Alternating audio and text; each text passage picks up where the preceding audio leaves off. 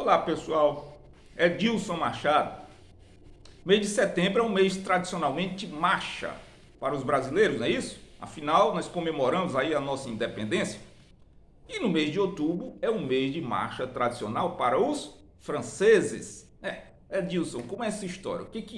O que é realmente isso aí? Bom, como o título diz, é a marcha das mulheres sobre Versalhes, ou então as jornadas de outubro. Todas essas histórias que eu vou contar para vocês aconteceram no dia 4, 5 e 6 de outubro de 1789, logo após a tomada da Bastilha, logo no comecinho da Revolução Francesa.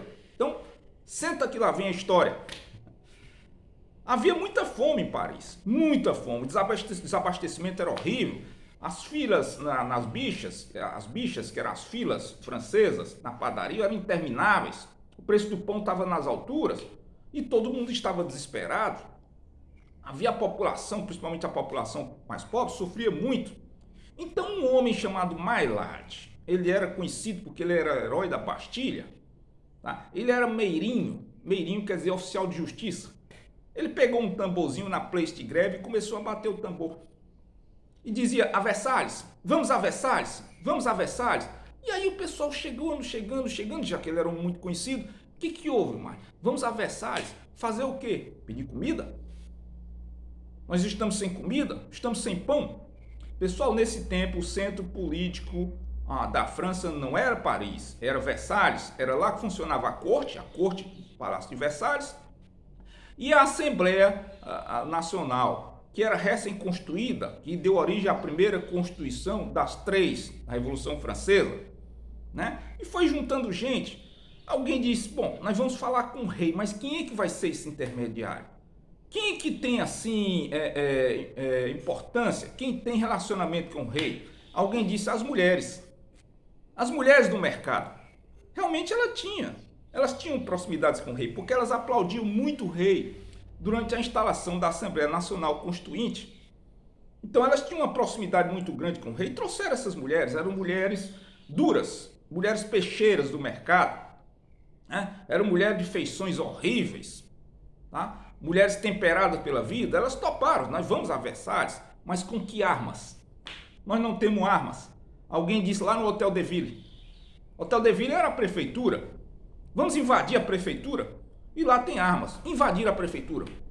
Conseguiram um saco de dinheiro, algumas armas enferrujadas, mas ainda em funcionamento, e 2 canhões portáteis. E houve uma certa resistência de um guardador de pólvora. Era um abade, parece que era Lefebvre o nome dele, uma coisa assim. Foram colocar uma corda ao redor do seu pescoço, o levantaram, ele caiu com as costas no chão e ficou tetraplégico. Voltaram e foram ao Champs-Élysées. Lá no Champs-Élysées tiveram adesão de quem? Da turba revolucionária do bairro de Santo Antônio. O bairro de Santo Antônio era um bairro que ficava contíguo à Bastilha. Ou era um bairro fabril, bairro de proletários. Eram pequenos artesãos, eram ferreiros, eram marceneiros, né? Eram sapateiros, e por que não dizer também vagabundos e alguns marginais assassinos, todos eles armados com lanças de 12 metros de altura. Então essa turba chamou a atenção da Guarda Nacional, que cercou. Mas as mulheres sabiamente começaram a abraçar os guardas. E alguém disse, se vocês vão atirar em cima de mulheres, vocês vão bater nas mulheres? Então eles concordaram que escoltar essa turma até Versalhes. Depois deixavam eles a bel prazer, tá? Mas Marquês de Lafayette, que era um homem importantíssimo na época para a Revolução Francesa, afinal foi ele quem trouxe as ideias revolucionárias da Revolução Francesa, tá? Foi ele que trouxe as ideias, não revolucionárias, vamos dizer assim, mas ideias de liberdade, lá da Revolução Americana, tá? Ele soube e pegou o melhor estafeta de Paris, o melhor correio de Paris. Era um rapazinho de 18 anos. Vá, pega o seu melhor cavalo, chegue antes das mulheres e entregue isso ao presidente da Assembleia. Entregue esse bilhetinho. Ele foi, chegou antes das mulheres e entregou o presidente da Assembleia, que chamava-se Monnier. Era um bilhete lacônico. Dizia assim, Paris marcha sobre vós. Monnier olhou para o estafeta e disse, bom, que venham. Só assim nós vamos proclamar a república. mas ele estava redondamente enganado. Essas mulheres não eram republicanas, eram monarquistas historicamente, tá? Inclusive, durante a implantação da República Jacobina de 1792, elas tiveram um embate seríssimo com as mulheres que usavam aquelas cocardas vermelhas, cocardas. Era símbolo de liberdade. Essas cocardas eram muito usadas pelas republicanas e pelos republicanos na época da instalação da República. Elas tinham origem lá na Roma. Quando o escravo recebia alforria, ele usava essa cocarda vermelha. E esses embates físicos eram tão terríveis que houve linchamentos. Eram mulheres duras, tá? E saíram de Paris e foram até Versalhes debaixo de uma chuva torrencial. Estavam molhadas até os ossos. Chegaram lá e cercaram a Assembleia. Mounier era um homem diplomata e teve medo daquela multidão e recebeu uma deputação de 12 mulheres. O que vocês querem? Nós queremos pão. Estamos com fome. Nossos filhos estão com fome. Mounier, vocês querem falar com o rei? Queremos sim. Nós queremos falar com o rei. Tá? Então Mounier pegou uma deputação de alguns deputados para fazer esse intermédio entre as mulheres e o rei. Dentre esses deputados estavam o doutor Guillotin. Dr. Guillotin era um inventor, foi o inventor da guilhotina depois. Dizem que ele morreu pelo invento, mas isso não é verdade, de maneira nenhuma. Então o rei, que era um homem bom, tá? Tinha bons propósitos, mas era um homem fraco, resolveu acolher as mulheres. Pegou apenas 5 das mulheres, e concordou, nós vamos mandar víveres para Paris. Vamos mandar sim.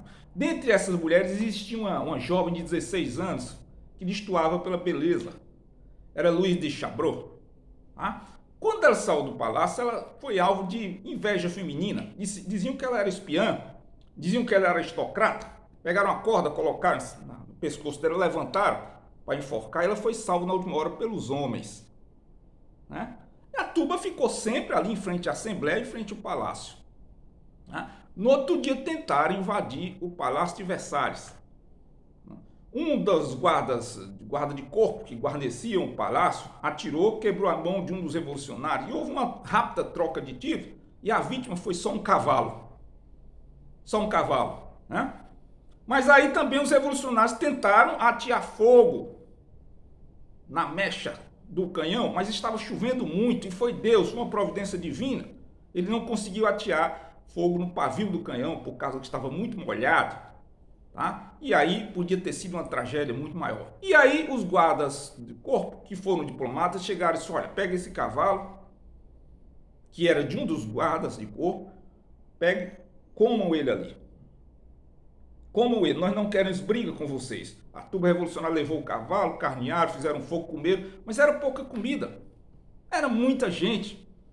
No outro dia, essas mulheres invadiram a Assembleia, totalmente embriagadas. Mounier não estava. Tomaram o lugar dos deputados, riam, achavam graça, faziam pirraça, cuspiam no chão. Todas elas, como eu disse, embriagadas. Mounier chegou e chegou com víveres do palácio. Elas se aquietaram, comeram e ficaram por ali. No outro dia, a invasão foi mais séria ao palácio. Houve uma invasão realmente. Elas queriam pegar Maria Antonieta. A Maria Antonieta era o grande alvo do grande ódio dos franceses, porque ela era austríaca, era prostituta austríaca, e ela era uma mulher frívola, né? Porque havia uma diferença enorme nessa época entre os franceses e os austríacos.